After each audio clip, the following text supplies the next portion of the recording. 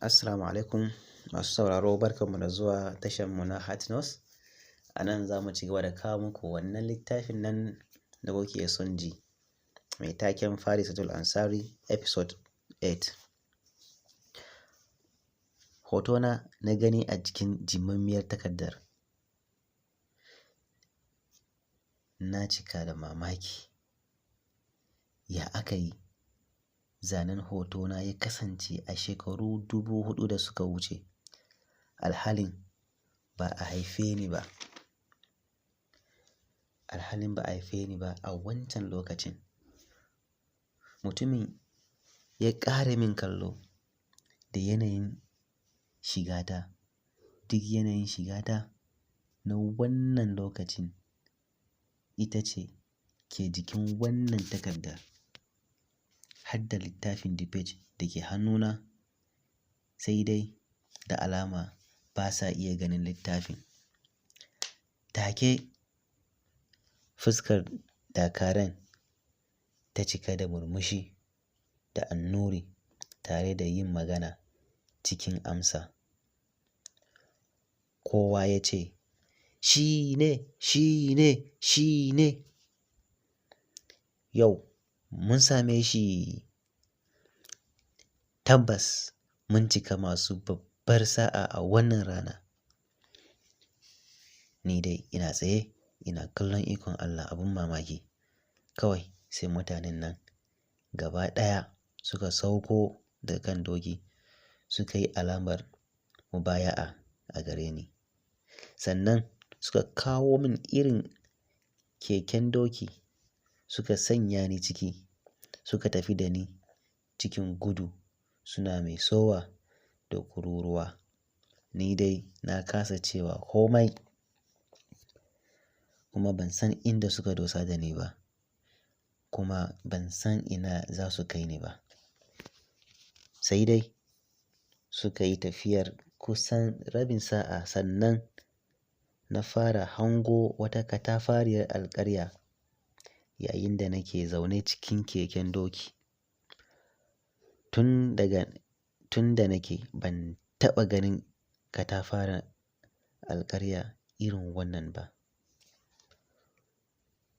Ko a karance-karance ko a kalle-kallen fina-finan masana'antar shirya fina-finai na Hollywood, ban taɓa ganin irin wannan katafariyar alƙarya ba. Alƙaryar tana da babbar ganuwa wacce aka yi ta da babbar ganuwa wacce aka yi da zallar baƙin ƙarfe.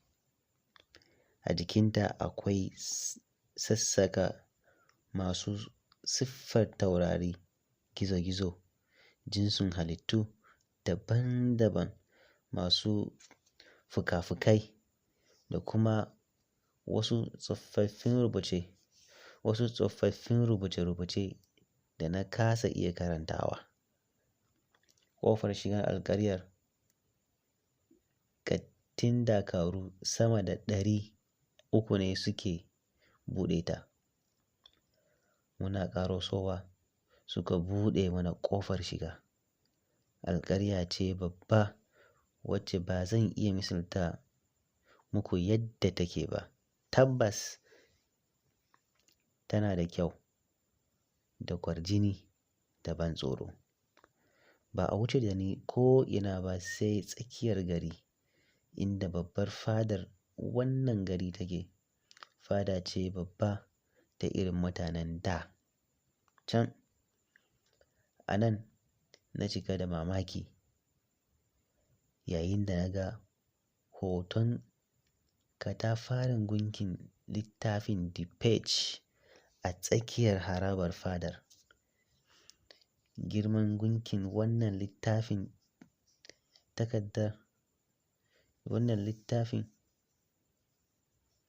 tamkar tsauni ne.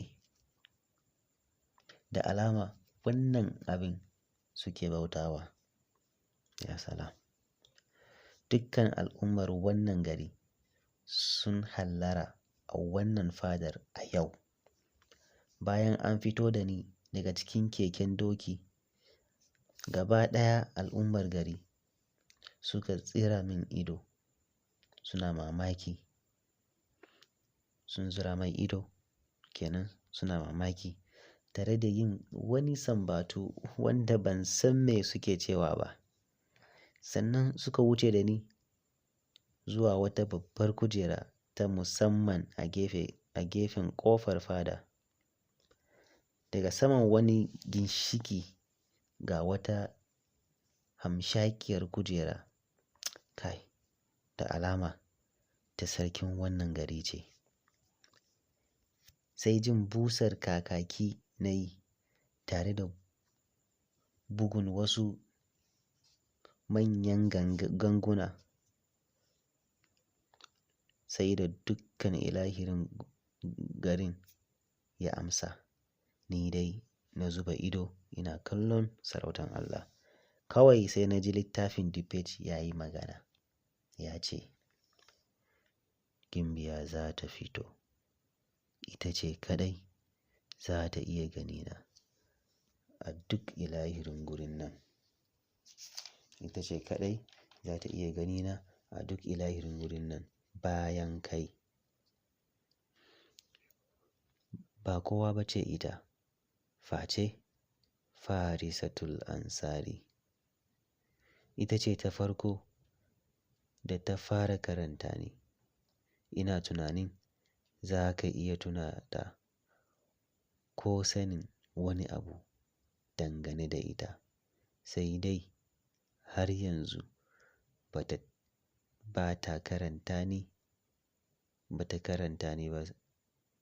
Sai dai har yanzu ba ta karanta ni ba. Gashi za ta karanta ni saboda dalilinka. Duk da cewa kai kana karanta ni ne a shekarar zamaninka ta 2024 kenan. Ita kuma za ta karanta ni a kan wannan lokaci. Za ta karanta ni kan zuwan Annabi Isa da shekaru 2000. Masu sauraro a nan muka kawo ƙarshen episode 8 na Farisatul Ansari. Kar a manta a danna subscribe, a danna ƙararrawa, a danna like, a yi sharing. Za mu kawo muku next episode 9 insha Allahu ba da jimawa ba. Assalamu alaikum.